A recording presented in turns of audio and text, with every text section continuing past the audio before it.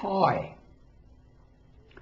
Way back in the 1960s, a very good friend of mine said, "Tom, we can spend our whole lives trying to change the world, but all we can really change is ourselves."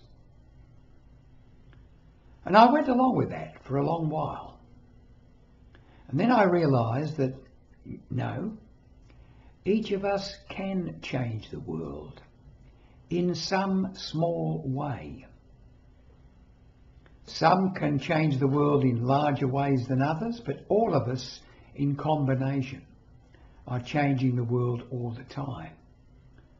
And I think it was Margaret Mead who said, the world only changes by a group of people getting together to talk about and make those changes. It's the only way it can be done. But if enough of us have roughly the same ideas about how we can change the world for the better, it will change.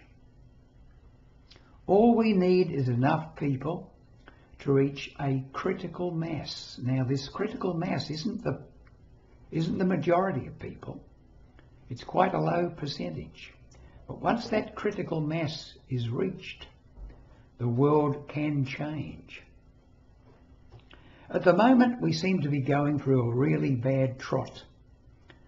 World War I, the war to end all world wars, didn't do it.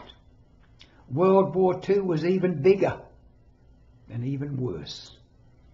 And here we are in the 21st century, and still there are major wars going on in the world.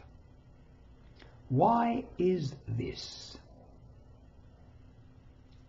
We still have nationalism. We still have this terrific competition between nations, all vying for more share of the cake, so to speak. I want a bigger slice, so therefore somebody's got to take a smaller slice. That's the way we've been looking at our civilization now for at least the past couple of 100 years. Nationalism, my nation, right or wrong. And then we wonder why people want to join with the strength. They want to migrate to the countries which are more prosperous.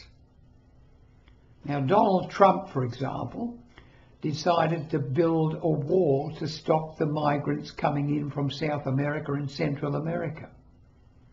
Why do you think they want to come? They look at television. Once television became worldwide, even the poorest countries could afford a television, or at least a television belonging to the village. And they would look at the stories being told on television. All these rich people. Maybe if we can go over there, we can become rich ourselves. The thought never occurs to those in charge of the rich countries to make the poor countries richer so that nobody wants to come. They're quite satisfied with staying where they are. People love their home countries, and they only leave it because they feel they have to for some reason, and they'll get a better deal in another country. So what do? In the rich countries, we'll protect ourselves. We'll build bigger armies, navies and air forces to keep those other people away from us. What a primitive way of looking at the world when you think about it. Is there 8 billion of us, something like that, living on the planet? Probably already too many people to be sustained on a world which is only, 25,000 miles around. What's the answer? The answer lies within each of every one of us. We've got to find goodwill. We've got to dig deep. We don't have to dig that deep because basically most people are good. Most people are kind. Most people are not unselfish. But most people are also fearful that they haven't got enough. And so they want more. We have competition. That competition is vested on us, thrust onto us, from the time we're little babies. Look what I can do, Mummy. I bet little Johnny can't do this. And so this business of superiority and inferiority creeps into our lives. And we spend most of our lives wanting to be on the superior end of things. This applies not only to individuals, not only to cities, city-states, countries, but to all of us. We all want more. We all want more. We all think we need more. We don't need more if there is enough for everyone. And there is enough for everyone. There is. It's just a matter of enough people realising that and taking the steps to change themselves, to lessen the greed, to lessen the fear, to become more of what each of us really is deep down. Unconditional love,